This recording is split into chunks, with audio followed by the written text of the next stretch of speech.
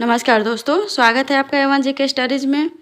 आज की वीडियो में हम डिस्कस करने वाले हैं हिंदी के टॉप क्वेश्चन आंसर जो सभी परीक्षाओं के लिए महत्वपूर्ण होंगी। अगर आप किसी भी परीक्षा की तैयारी कर रहे हैं तो ये वीडियो आपको सहायता करेगी, इसलिए आप वीडियो को पूरा देखें। चैनल पर नए हैं तो प्लीज़ चैनल को लाइक और सब्सक्राइब ज़रूर कर लीजिए और इनमें से जितने भी क्वेश्चन के आंसर जानते हैं कमेंट बॉक्स में ज़रूर दीजिएगा। चलिए आगे बढ़ते हैं। आज का आपका पहला सवाल है, मेघनाद का समासिक विग्रह क्या है? आपके ऑप्शन से ए मेघ का नाद, बी मेघ के लिए नाद, सी मेघ में नाद, डी मेघ के समान नाद है जिसका। सही जवाब है ऑप्शन डी, मेघ के समान नाद है जिसका। मेघनाद शब्द में बहुव्रीहि समास है और इसका समास विग्रह मेघ के समान नाद है जिसका। अगला सवाल है, माधुर्य शब्द में कौन सा प्रत्यय लगा है? माधुर्य शब्द में कौन सा प्रत्यय है? आपके ऑप्शन से ए य, बी अय, सी य, डी अद्य। सही जवाब है ऑप्शन ए य। माधुर्य शब्द में यह प्रत्यय लगा है। माधुर्य शब्द का मूल शब्द मधुर है। चलिए आगे बढ़ते हैं। अगला सवाल है, नियति का पर्यायवाची शब्द क्या है?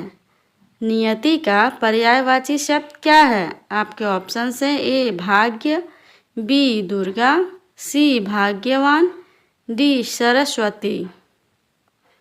जवाब दीजिए। सही जवाब है ऑप्शन ए भाग्य। नियति का मतलब होता है भाग्य, किस्मत या डेस्टिनी। अगला सवाल, जिस समास में उत्तर पद प्रधान और पूर्व पद गौण होता है उसे क्या कहते हैं? आपके ऑप्शन से ए बहुव्रीहि, बी द्वंद्व, सी तत्पुरुष, डी द्विगु। बहुत ही महत्वपूर्ण प्रश्न है। सही जवाब है ऑप्शन सी तत्पुरुष। बहुव्रीहि में कोई पद प्रधान नहीं होता, द्वंद्व में जिसमें दोनों पद प्रधान होते हैं, तत्पुरुष जिसमें उत्तर पद प्रधान होते हैं, द्विगु जिसमें संख्यावाची पद प्रधान होते हैं। अगला सवाल है, ज्ञान मार्गी शाखा के कवियों को किस नाम से पुकारा जाता है? आपके ऑप्शन से ए सिद्ध कवि, बी नाथपंथी कवि, सी भक्त कवि, डी संत कवि। ज्ञान मार्गी शाखा के कवियों को किस नाम से पुकारा जाता है? जवाब दीजिए। सही जवाब है ऑप्शन डी संत कवि। ज्ञान मार्गी शाखा के कवियों को संत कवि कहा जाता है। ज्ञान मार्गी शाखा के कुछ प्रमुख कवियों के नाम ये रहे, कबीरदास, नानक, रैदास, दादू दयाल, सुंदरदास, मलुकदास। अगला सवाल, श्वेत और श्वेद का अर्थ क्या है? श्वेत और श्वेत का अर्थ क्या है? आपके ऑप्शन से ए स्वच्छ और पसीना, बी सफ़ेद और पसीना, सी सफ़ेद और रक्त, डी चांदनी और सफ़ेद। बताइए श्वेत और श्वेत का अर्थ क्या है? सही जवाब है ऑप्शन बी सफ़ेद और पसीना। श्वेत का अर्थ होता है सफ़ेद और श्वेद का अर्थ होता है पसीना। अगला सवाल है, उद्धरण का संधि विच्छेद क्या है?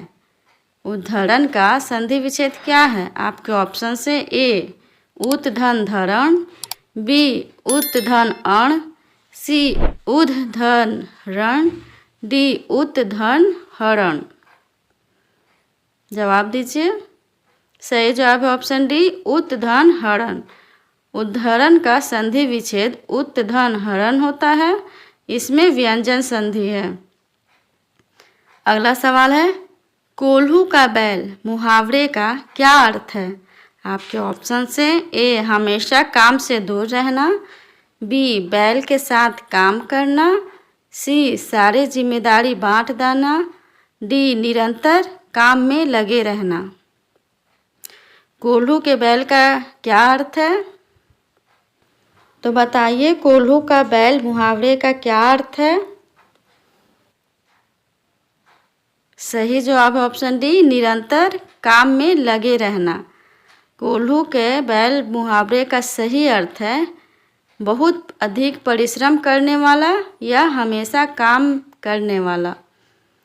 अगला सवाल है, इनमें से कर्मधारय समास किसमें है? आपके ऑप्शन से ए चतुर्युग्म, बी चक्रपाणि, सी माता पिता, डी नीलोत्पलम। इनमें से किसी भी क्वेश्चन का आंसर जानते हैं तो प्लीज़ कमेंट बॉक्स में ज़रूर दीजिएगा। सही जवाब ऑप्शन डी नीलोत्पलम। नीलोत्पलम शब्द में कर्मधारय समास होता है। कर्मधारय समास में विशेषण और विशेष्य का संबंध होता है। नीलोत्पलम शब्द में नीला विशेषण है और उत्पल विशेष्य है। चलिए आगे बढ़ते हैं। अगला सवाल है, निम्न में से किस शब्द की वर्तनी सही है? इनमें से किस शब्द की वर्तनी सही है? जवाब दीजिए। ये सभी प्रश्न परीक्षा के दृष्टिकोण से बहुत ही महत्वपूर्ण है।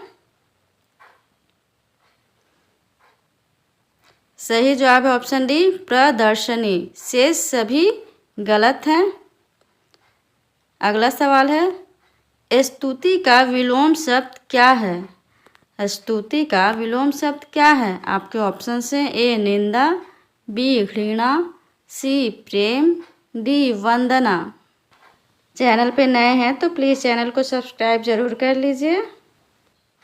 सही जवाब है ऑप्शन ए निंदा। स्तुति शब्द का विलोम शब्द निंदा होता है। स्तुति का मतलब है प्रशंसा करना, जबकि निंदा का मतलब है बुराई करना। चलिए आगे बढ़ते हैं। अगला सवाल है, कृष्णा इनमें से किसका पर्यायवाची शब्द है? कृष्णा इनमें से किसका पर्यायवाची शब्द है? आपके ऑप्शन से ए राधा, बी रुक्मिणी, सी द्रौपदी, डी यशोदा। सही जवाब है ऑप्शन सी द्रौपदी। द्रौपदी के पर्यायवाची शब्द ये हैं याज्ञसेनी, ध्रुपद सूता, पांचाली, कृष्णा, अग्निसूता आदि हैं। चलिए अगला सवाल है, उस काल मारे क्रोध के तन कांपने उसका लगा, मानो हवा के जोर से सोता हुआ सागर जगा। इस पंक्ति में कौन सा अलंकार है? आपके ऑप्शन से ए उपमा, बी रूपक, सी उत्प्रेक्षा, डी अतिशयोक्ति। बताइए इस पंक्ति में कौन सा अलंकार है? जवाब दीजिए। सही जवाब है ऑप्शन सी उत्प्रेक्षा। प्रस्तुत पंक्ति में उत्प्रेक्षा अलंकार है। जब किसी पंक्ति में मानो, जनु, मनु, मनहु, जानो, यू, ज्यों जैसे शब्द आते हैं तो वहाँ उत्प्रेक्षा अलंकार होता है। अगला सवाल है, छंद में गणों की संख्या कितनी होती है? आपके ऑप्शन से ए 4, बी 5, सी 7, डी 8। तो बताइए छंद में गणों की संख्या कितनी होती है? सही जवाब है ऑप्शन डी 8। छंद में गणों की संख्या 8 होती है। छंद में मात्राओं और वर्णों की संख्या और क्रम की समझने के लिए गणों का इस्तेमाल किया जाता है। अगला सवाल है, मैथिल कोकिल किसे कहा जाता है?